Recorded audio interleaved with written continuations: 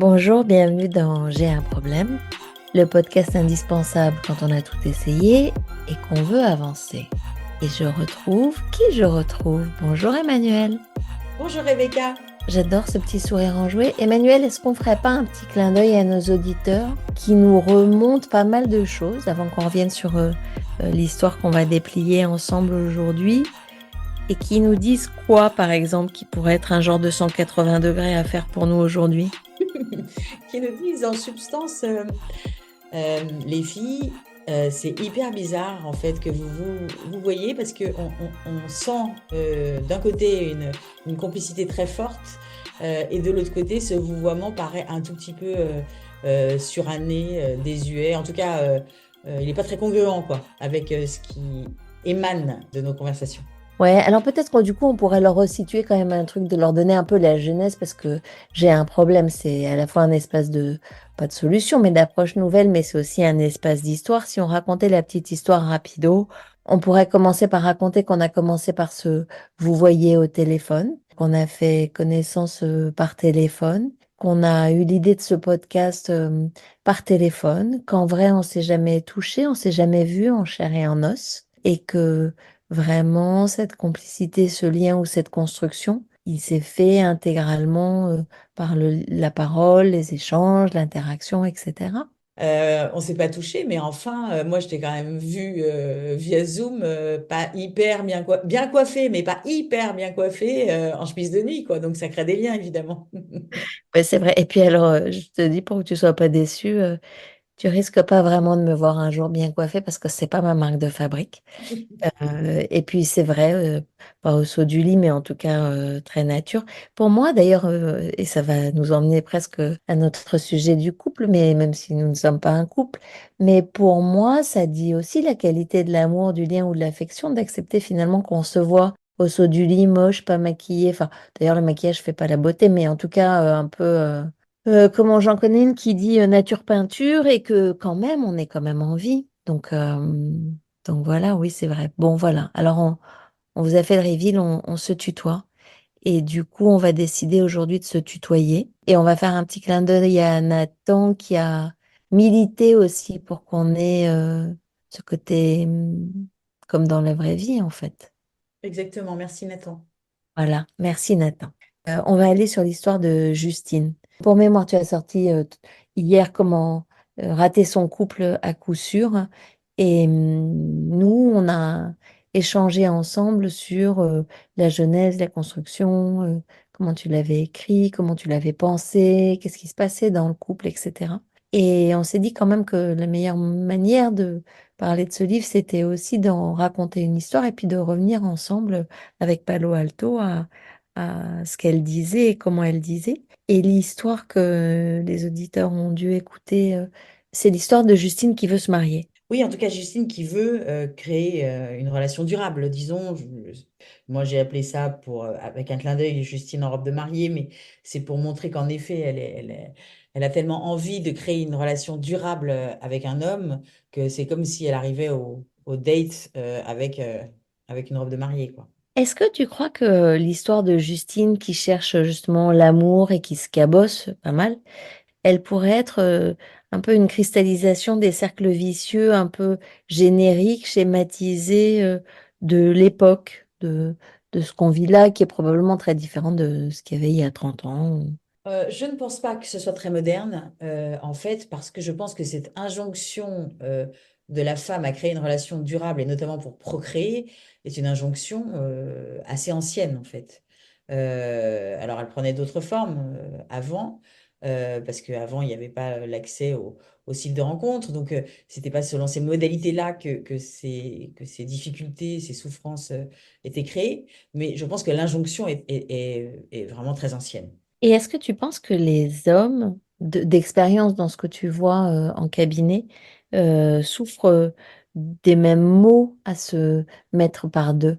Ah, pas du tout, pour une raison purement statistique, hein, c'est que en fonction en effet de la géographie, mais si on prend par exemple les grandes villes, les statistiques disent qu'il y a un homme pour deux femmes, donc ils sont exactement à l'inverse. Enfin, je veux dire, ils sont dans une position extrêmement dominante, si on peut dire, encore une fois de plus.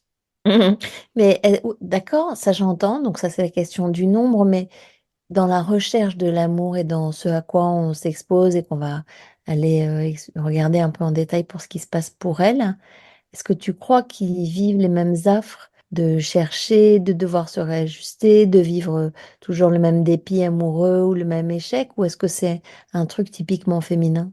Ben, je pense que c'est lié aux chiffres en fait, hein. C'est-à-dire que je pense que quand on est très sollicité parce qu'on est une denrée rare d'une certaine manière sur le marché, si je puis m'exprimer ainsi, on n'a pas besoin de se réajuster, on n'a pas besoin d'être en quête. On est un objet de désir en fait, un peu rare encore une fois. Donc non, pas du tout, ils sont pas du tout dans ces affres-là. Et là, moi, je trouve que quand tu poses ça, je me pose la question aussi de l'âge. Est-ce que pour les jeunes, moi j'ai des jeunes un peu autour de moi, et j'ai l'impression que la question de trouver l'amour, elle est aussi compliquée pour les garçons que pour les filles, voire même plus difficile pour les garçons jeunes. Non, oui, je suis d'accord avec ça. C'est-à-dire que moi, je me place plus du côté des personnes de l'âge de Justine ou un peu avant. Je pense qu'en effet, pour les jeunes générations, c'est un peu plus compliqué parce qu'il s'est passé plein de choses. En effet, il s'est passé plein de choses qui ont joué sur les équilibres. Je dirais pas qu'ils les ont largement modifiés pour l'instant, mais ils ont joué sur les équilibres et que du coup, les garçons sont moins en terrain conquis. Alors, mon côté féministe va considérer que ça n'est pas très grave, mais c'est parce que voilà, je pense que ça peut néanmoins, dans un certain nombre de cas, peut-être les mettre dans une situation de stress. Et j'en connais, hein, en effet, comme toi, des jeunes garçons, et j'en ai eu en consultation, qui, pour des raisons diverses, et d'ailleurs, il y a un cas dans le livre, hein, Mm. d'un jeune garçon qui, en effet, a du mal à se projeter, a du mal à se projeter, oui, dans sa sentimentalité, si on peut l'appeler comme ça. Donc oui, je pense que c'est sans doute pour les nouvelles générations des difficultés mieux partagées qu'avant. Mm. Alors c'est marrant, ça c'est ton côté féministe dit que ce ne serait pas très grave, que ça n'est pas très grave, et mon côté maternel, parce qu'effectivement j'ai deux garçons, dit oui mais moi j'aimerais bien quand même que les choses se rééquilibrent un peu. Bon, si on revient à Justine, d'après toi, quelle est sa peur réelle quand elle entend sa tante? Voilà, qu'est-ce qui se passe? De quoi elle a peur? Alors, en l'occurrence, elle, ce dont elle a peur vraiment, je pense, c'est très étonnant, mais c'est pas du tout rare. Elle a peur de mourir seule. Et plus précisément, qu'on mette du temps à découvrir son cadavre, en fait. Euh, et ça, vraiment, c'est quelque chose d'assez abominable pour elle, puisque c'est à l'évocation de cette mort suivie d'un festin pour ses chats.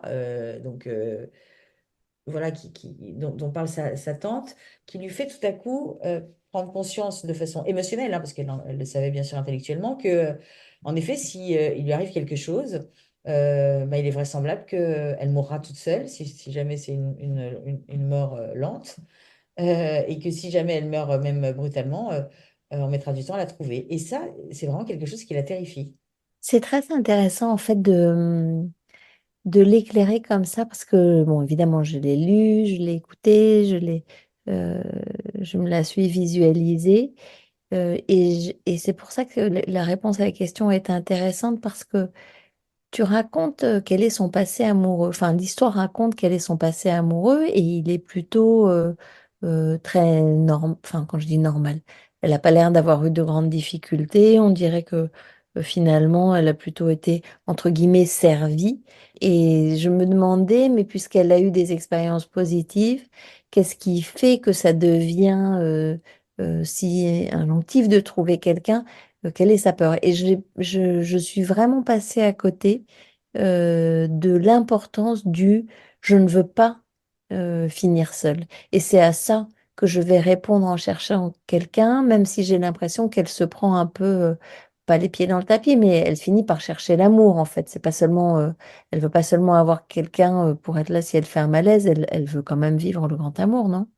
Bah, c'est-à-dire je pense que c'est lié, c'est-à-dire qu'elle se dit, si je trouve le grand amour qui reste avec moi jusqu'à la fin de ma vie, je ne mourrai pas seule. Donc, mais c'est très personnel, hein. C'est-à-dire que moi, j'ai eu des patientes qui étaient dans le même combat en fait que Justine, de trouver l'amour à tout prix, de s'engager dans une relation durable à tout prix. J'ai d'autres patientes pour lesquelles c'était complètement différent, même si la quête était similaire, c'est-à-dire que c'était des patientes qui également cherchaient une relation durable, en tout cas une relation sérieuse, disons, mais c'était pas du tout pour les mêmes questions que Justine, c'était avec cette volonté extrêmement marquée de faire une famille, de créer une famille, même si elle durait pas dans le temps. Et donc c'est intéressant parce qu'en effet, les enjeux sont pas du tout les mêmes d'une personne à l'autre.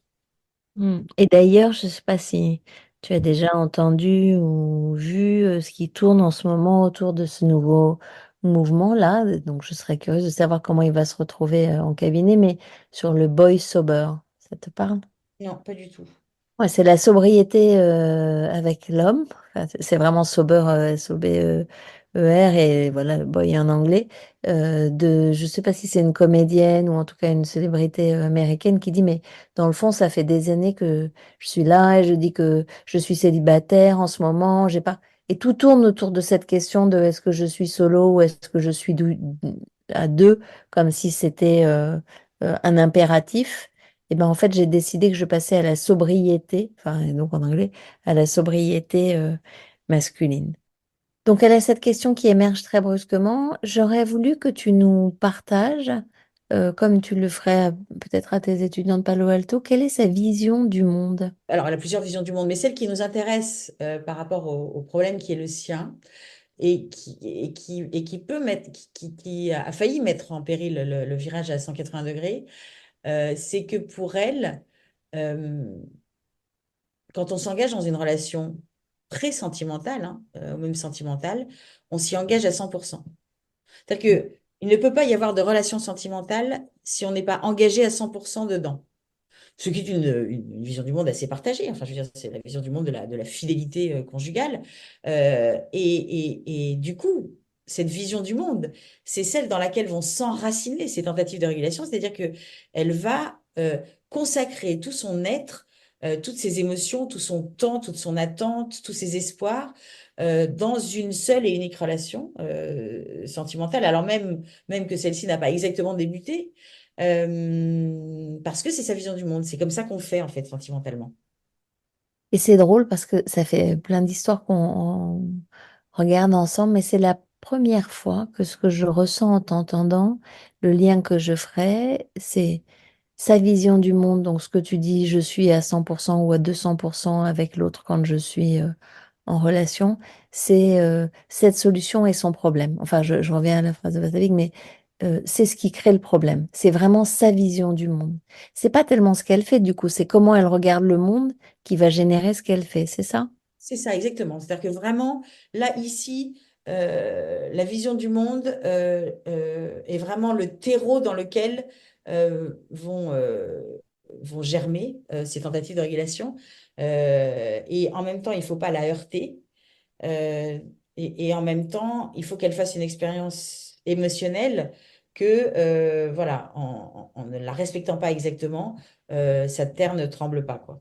Et on est d'accord que c'est pas du tout mécanique ou systématique que cette vision du monde soit celle qui soit porteuse de l'intégralité du problème, comme c'est le cas là précisément dans cette histoire. Absolument pas. À chaque fois, c'est très, très, très singulier. À chaque fois.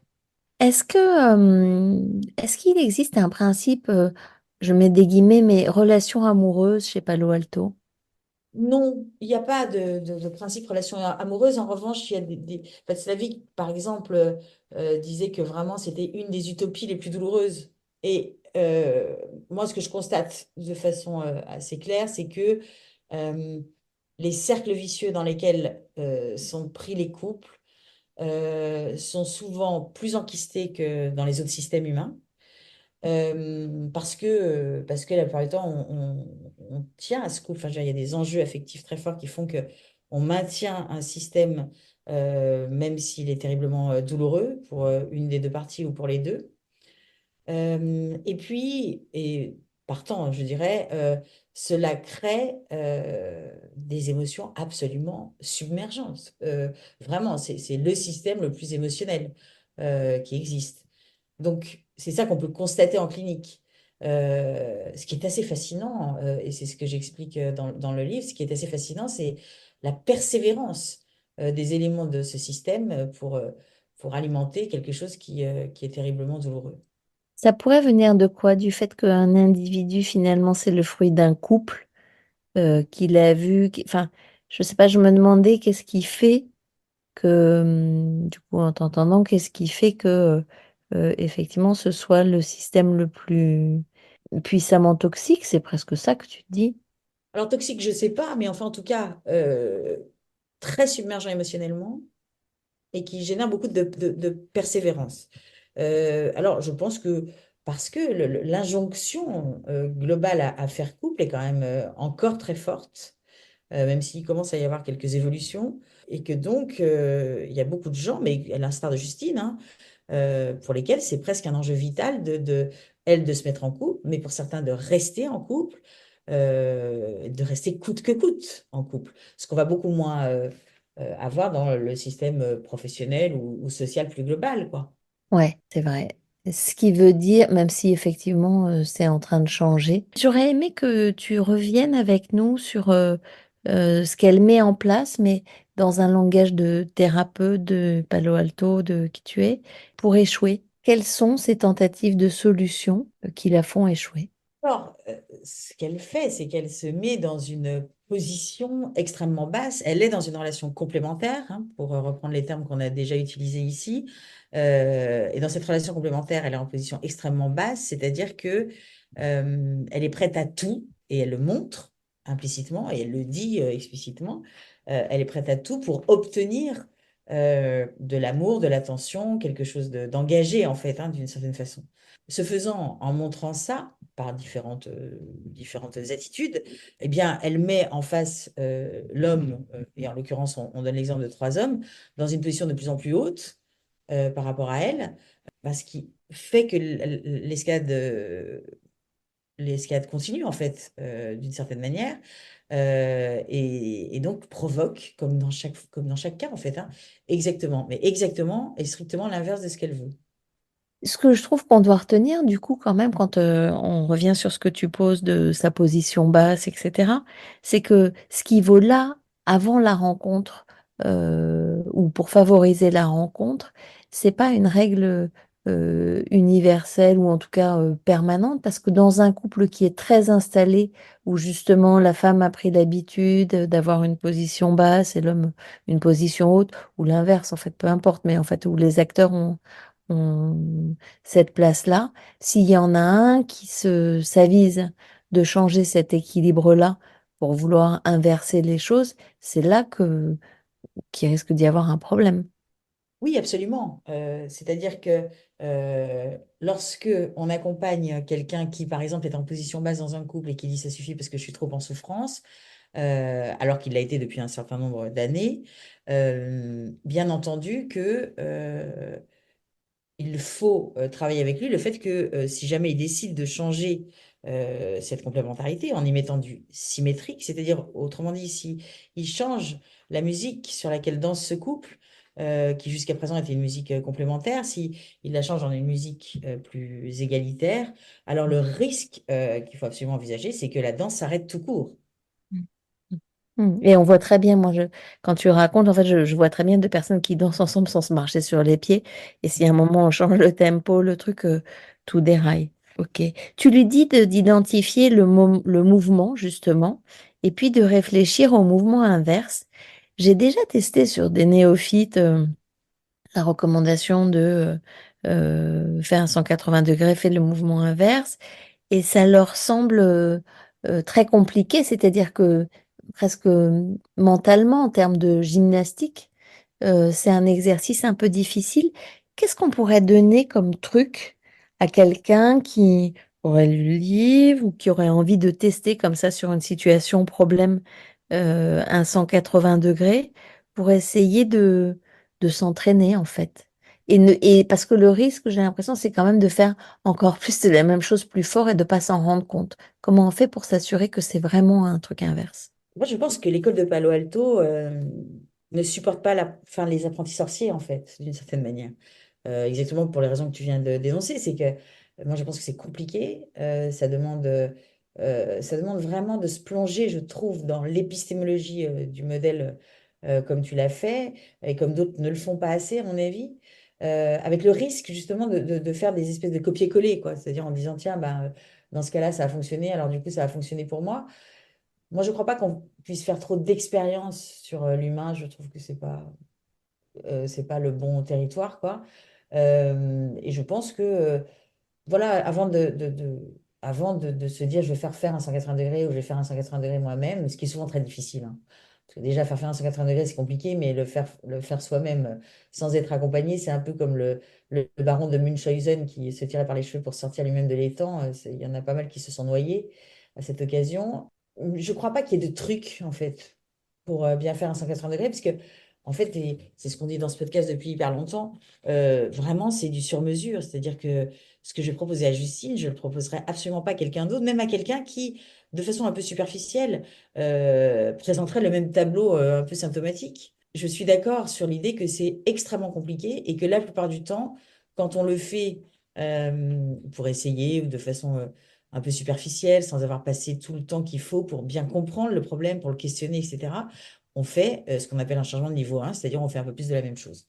Hmm. Ouais, c'est ça, c'est le risque. À la limite, peut-être que la reco qu'on peut donner à quelqu'un qui écoute et qui dit, ah, mais moi j'aurais bien essayé le 180 degrés, c'est de lui dire, bah, va consulter un thérapeute systémique. Il faut rappeler, je trouve, pardon, ça fait un peu promo, mais ça l'est pas, parce que les lieux communs ou la mauvaise connaissance de comment ça fonctionne et pas neutre que avec la thérapie systémique, souvent on est dans des cycles de thérapie assez courts. On part pas comme dans une thérapie classique ou une psychanalyse ou un truc comme ça, a priori, pour régler un problème en 20 séances. Et donc, c'est presque ludique, je trouve, d'aller faire cette expérience-là chez un thérapeute. Tout à fait. De la même façon d'ailleurs que on peut faire des 180 degrés dans un couple professionnel, par exemple, parce que moi je trouve que c'est quand même si c'est moins intense, les mêmes interactions, en allant voir un coach systémique et stratégique. Mm, mm, mm. Quand elle vient alors te voir, bon, puisqu'on a compris que on partait quand même de consulte, et qu'elle te dit qu'elle se sent nulle, moche, etc., on se dit, ah waouh, c'est quand même une problématique assez fréquente de se sentir vibrer ou briller ou vivre dans le regard des autres et valoriser ou évaluer dans le regard des autres. Comment ça s'aborde ça en Palo Alto? Parce que c'est un peu comme les problématiques de confiance en soi, d'estime de soi, de contrôle de l'autre et tout. C'est un peu des marronniers de Palo Alto, enfin, des problématiques humaines.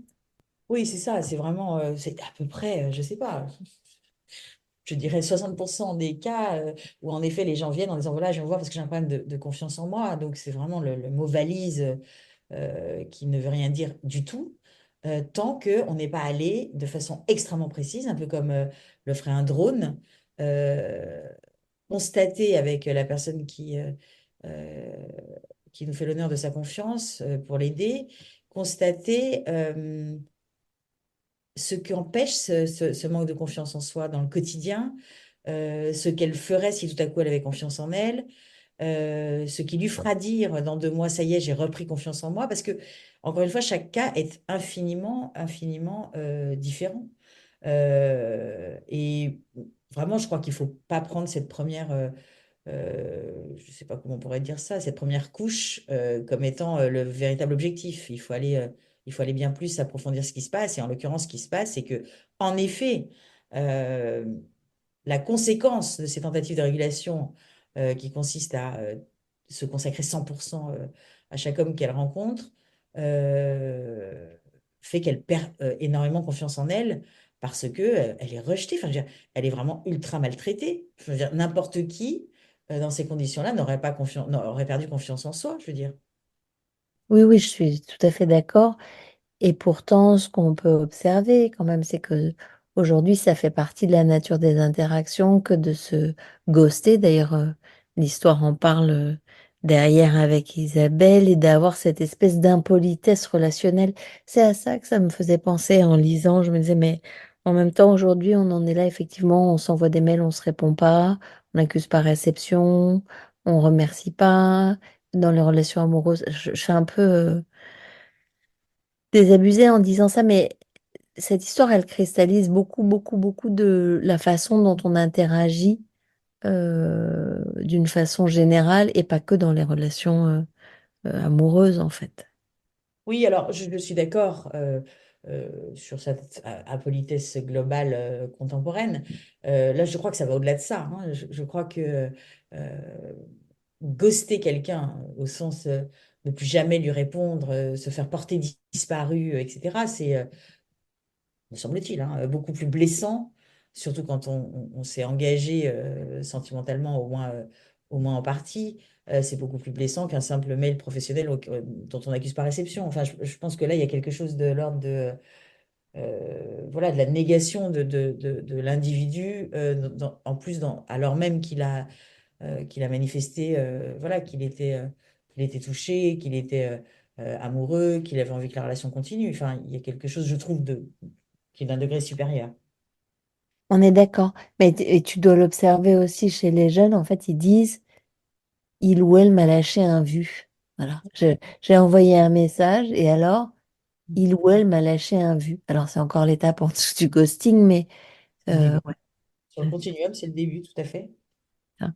Quand Justine échange à distance avec Jérémy, finalement, si tu avais été une petite souris derrière son dos et que tu avais pu lui donner un conseil, ou si tu l'avais eu en cabinet à ce moment-là, euh, comment tu l'aurais interpellée, alertée, alors que elle est au moment où elle n'a pas encore fait l'expérience du, du ghosting, du rejet, de la confrontation de sa vision du monde 100% de moi pour permettre que, ça aurait donné quoi?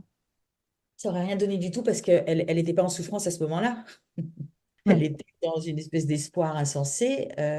Voilà, et très clairement, on n'arrête pas une femme amoureuse. On explique, on ne fait pas prendre conscience à une femme amoureuse qui est dans l'espérance, pardon, que potentiellement il y a un danger. Ça aurait été absolument vain et inutile. Et de toute façon, on ne serait pas venu consulter à ce moment-là. Ouais. Est-ce qu'elle serait venue consulter en disant, oh là là, il faut absolument que je trouve un mec parce que j'ai peur de finir seule dans ma cuisine dévorée par les fourmis? Ou est-ce qu'elle serait venue vraiment au moment où, oh là là, j'ai eu cette peur-là à un moment, je suis en recherche et j'arrête pas de me prendre des murs. C'est plus la deuxième partie qui se passe en fait, hein, c'est qu'elles viennent à ce moment-là. C'est-à-dire qu'elles viennent pas la première fois consulter, elles viennent pas la deuxième, elles viennent éventuellement la troisième ou la quatrième et elles emploient des termes du type je pense que je suis dans un scénario de répétition, etc. Enfin, des choses comme ça, ce qui n'est pas d'ailleurs totalement faux. Et elles voient bien qu'il y a quelque chose de terriblement systématique dans ce qui est en train de se passer. Et c'est ce systématisme qui fait douleur de mon point de vue, très souvent. Mm. On voit bien qu'elle va toujours plus au devant d'eux pour être en dévotion totale, etc., jusqu'à ce qu'elle ait la prescription enfin la potentielle prescription d'une thérapeute qui l'aiderait notamment à se regarder en méta elle ou à regarder en méta ce que font les autres. Les deux. C'est-à-dire regarder en méta à quel point ce qu'elle fait provoque l'inverse de ce qu'elle veut Ok. de la part des autres. Hmm. Parce que ce qui est très différent dans cette histoire de ce qu'on a déplié ensemble jusqu'à présent dans J'ai un problème, c'est que la thérapeute que tu es, elle est là, elle a écrit le livre, mais elle n'est pas là en séance. Et du coup, c'est un peu difficile. En fait, tout est très bien narré, comme si tout était évident, tout coulait, tout était naturel, tout était ficelé. Et ça rend le questionnement de ce qui se serait joué, de comment ça aurait pu se jouer, etc., très différent dans les précédentes histoires. Oui, oui, complètement. C'est vrai que ici, dans ce livre, j'ai voulu faire des propositions en disant, voilà, peut-être ce qu'on aurait pu faire, euh, tout, tout en ayant en tête, effectivement, et c'est très important que que voilà, peut-être ça n'aurait pas fonctionné, hein, évidemment, mais qu'en tout cas, et c'est ça l'implicite, si moi j'avais eu cette personne en face de moi à ce moment-là, voilà sans doute ce que je lui aurais proposé. C'est un peu ça l'idée, mais c'est fait de façon beaucoup moins clinique, technique que pour les autres ouvrages. Il y a plus de, c'est plus narré, en effet, comme tu dis, que clinique. Mm. Mm. Et c'est ce qui va accroître probablement cette espèce d'enthousiasme dingue avec Palo Alto, parce qu'il y a un côté vraiment magique. Nous, on sait que c'est pas magique, mais ça l'est en fait quand on le lit. C'est très enthousiasmant. Dans la langue de Palo Alto, comment on travaillerait sur quelqu'un qui viendrait te voir et qui te dirait aidez-moi à m'autosuffire? Parce qu'elle aurait pu aussi dire je veux pas avoir peur d'être toute seule quand je vais mourir dans ma salle à manger là ou dans mon salon. Je veux m'autosuffire. Qu'est-ce que ça aurait donné? Parce que on est sur une injonction ou une pensée, une boucle interactionnelle de soi à soi. Sur une injonction paradoxale de je ne dois pas ressentir ce que je ressens, qui souvent est un objectif que je ne prends évidemment pas en considération, en disant si vous avez peur de ça, c'est que vous avez de bonnes raisons. Et donc, moi, je ne vais pas aller dans une voie qui aggraverait votre peur, qui serait celle de l'autosuffisance à tout prix, alors même que vous êtes pétrifié à l'idée même de vous autosuffire. Enfin, on serait vraiment dans une thérapie très paradoxale pour le coup. Mhm. Donc, je retravaillerai l'objectif avec elle. C'est-à-dire que tu le détaillerais, tu lui ferais presque, le terme qui me vient, c'est dépioter, mais c'est-à-dire regarder de tous les angles, enfin par tous les angles, pour voir ce qui recouvre, c'est ça? Oui, et puis je lui dirais, donc voilà, moi je trouve qu'il faut au contraire regarder cette peur en face, et donc en imaginant que vous et moi soyons sûrs que, voilà, que vous êtes condamnée dans les circonstances à mourir toute seule et sans être accompagnée du tout, si vous étiez sûr de ça, qu'est-ce que vous changeriez dans votre vie demain? Mhm. Parce que moi je préfère qu'on parte du postulat que ce que nous dit la peur est juste, en fait. Et du coup, on pourrait réfléchir à d'autres solutions comme, en effet, j'en sais rien, moi, aller se dire, je veux vivre en colocation, par exemple. Enfin, il y a plein de choses possibles. Mais en tout cas, pas de se dire, je vais vous aider à ne plus ressentir ce que vous ressentez. Mhm. Et qu'est-ce que tu dirais du coup de sa camarade Isabelle dans son système pertinent? Euh, je dirais juste que, voilà, que, elle essaye de la rassurer en lui disant, bah, t'es tombée sur les deux tiers de pervers narcissiques qu'il y a sur les réseaux sociaux, et donc le prochain sera le bon. Et ce faisant, à mon avis, elle augmente l'espoir de sa copine de trouver le grand amour. Donc, à mon avis, c'est pas très aidant, même si c'est très gentil. Ouais. Comme souvent, hein, des conseils d'amour, enfin d'amis sur les questions d'amour sont rarement très aidants en fait. C'est presque comme si, pour le coup, elle avait fait un travail psychanalytique en deux-deux. Elle avait appris à se recentrer, partir de ses propres besoins, être pour le coup autosuffisante, qu'on travaillait la question des limites, des frontières, etc. Et que c'est pour ça que j'ai bien aimé cette histoire aussi, parce qu'elle l'a fait travailler à plein d'endroits et dans une profondeur de champ qui n'est pas la même. Oui, c'est-à-dire que ce que je pense, c'est que le virage à 180 degrés ici, qui est souvent très difficile, hein, c'est-à-dire qu'en séance, quand on fait faire ce virage à 180 degrés à quelqu'un, il y a souvent des pleurs. C'est très douloureux, hein, parce que, et je pense que c'est ce que tu veux dire, même si je trouve le côté psychanalytique voilà, un peu. Mais je prends.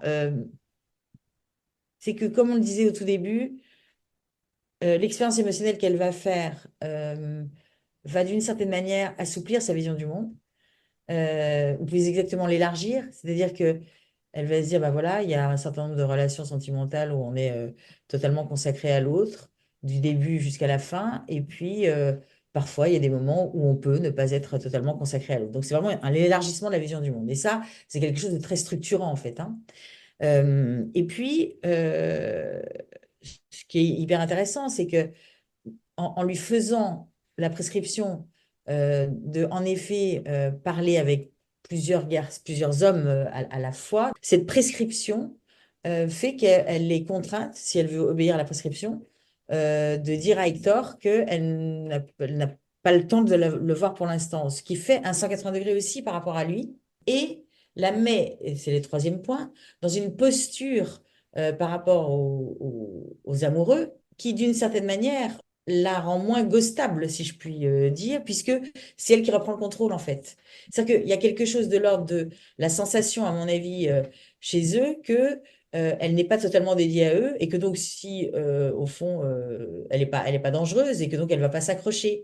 Et donc ça arrête cette espèce d'humiliation qu'elle vit depuis plusieurs années. Donc c'est vraiment sur plusieurs champs que, comme tu le dis très bien, que ce virage à 180 degrés fait bouger à la fois Justine et à la fois la situation.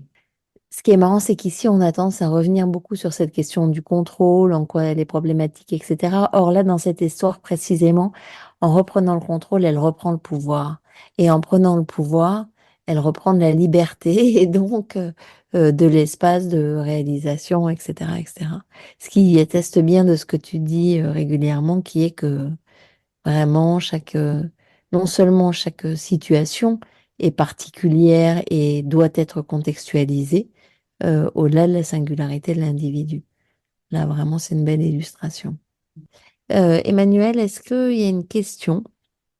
Est-ce qu'il y a quelque chose autour de cette quête d'amour, la racontée par Justine, pour parer à une éventuelle solitude dans un état de mort cérébrale? Est-ce qu'il y a quelque chose que je n'ai pas demandé, que je n'ai pas questionné, qui aurait été intéressant de regarder ensemble ou de clarifier sur Palo Alto et ce sujet?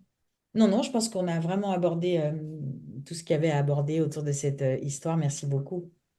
Bon, merci. On se retrouve pour une prochaine histoire. Et voilà, on vous invite à partager, à commenter, à mettre des étoiles, à mettre un petit mot, ça nous fait plaisir. Et pour preuve que ça marche, puisqu'on est passé au tutoiement. À bientôt. À bientôt, Rebecca.